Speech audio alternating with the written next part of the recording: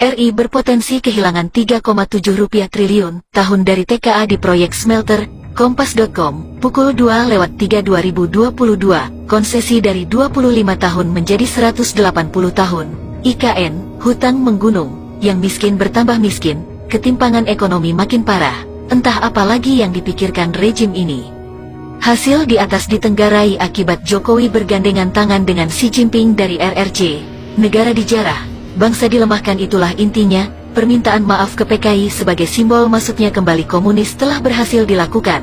Lewat investasi dan komunis inilah Indonesia sedang dirobek-robek. Di belakang Jokowi ada ketua-ketua partai yang tersandera, sehingga semua bisa manut. Apakah Jokowi yang pintar atau para jenderal di sekelilingnya yang pintar, entahlah. Yang jelas di belakang semuanya ada Xi Jinping ingin tetap mengendalikan negara kita. Terkait waktu pergantian presiden, banyak pihak tidak menginginkan pemilu dan kelihatannya rejim sudah menyiapkan segala sesuatunya dengan baik. Rezim tidak ingin ada perubahan, karena takut nasib keluarganya berubah juga jika tidak berkuasa.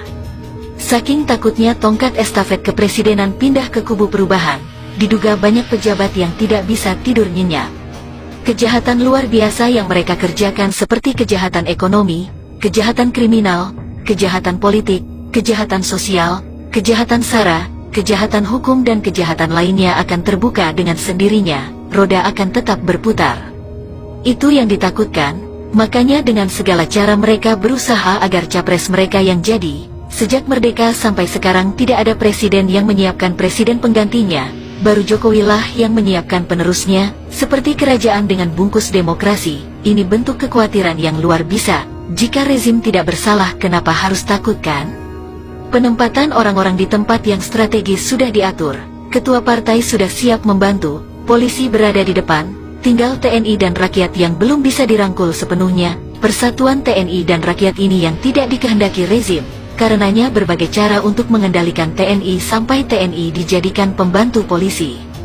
Semua rencana curang sudah diketahui rakyat, sulit rasanya menyembunyikan strategi ini. Ibarat perang ini sudah terbuka, sampai sandi dan semua gerakan rejim terlihat dengan vulgar. Rakyat juga menunggu langkah apalagi yang akan dilakukan rezim. UU Omnibus Law Kesehatan yang tengah dipaksakan, sebenarnya merupakan amunisi baru buat rakyat untuk menyerang penguasa. UU Minerba, Cipta Karya, jelas semua merugikan rakyat dan negara, menguntungkan pengusaha.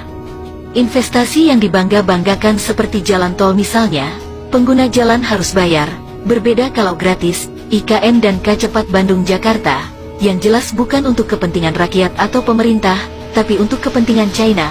Begitu juga tambang nikel, listrik, casingnya semua buat rakyat, tapi kontennya untuk China. Lihat bea keluar dari Minerba.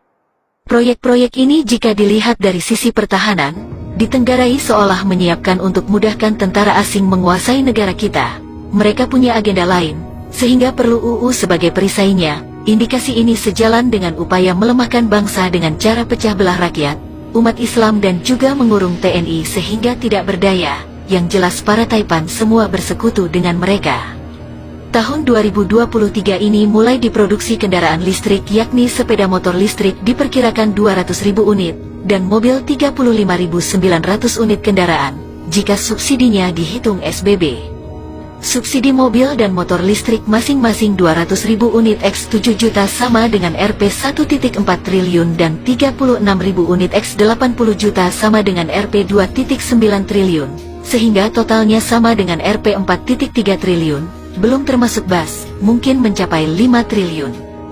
Subsidi biosolar sekitar 10 triliun untuk produsen biosolar milik asing juga.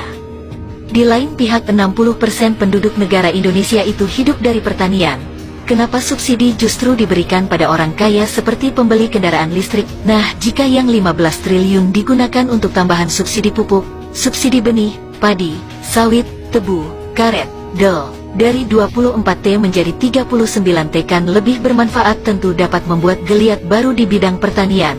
Selain itu subsidi salah kaprah, bisa menjadi ladang korupsi baru. APBN 2023 sudah defisit sekitar 600 triliun. Artinya pemerintah gak punya uang, termasuk untuk bayar utang. Sudah begitu ada yang tega ingin berdagang tapi dibantu pakai uang rakyat. Aneh kan? Belum lagi pajak mulai dari PBB tahun 2023 ini naik semua. Denda-denda pelaporan digenjot, Tapi untuk orang kaya tidak demikian. Pantaslah banyak yang bilang rakyat taat pajak, petugas dan pengusaha tambah kaya. Perhatikan pula daftar orang terkaya di Indonesia ini. Siapakah mereka? Cek di Forbes. Berapa banyak pribuminya? Ini masalah keadilan dan kesejahteraan. Jika ditarik ke garis awal, ternyata investasi terutama asinglah pemicu ketidakadilan ini, ditambah dengan paham komunis kapitalis, yang membuat para penguasa ini menjadi tega mencari uang di atas penderitaan rakyatnya.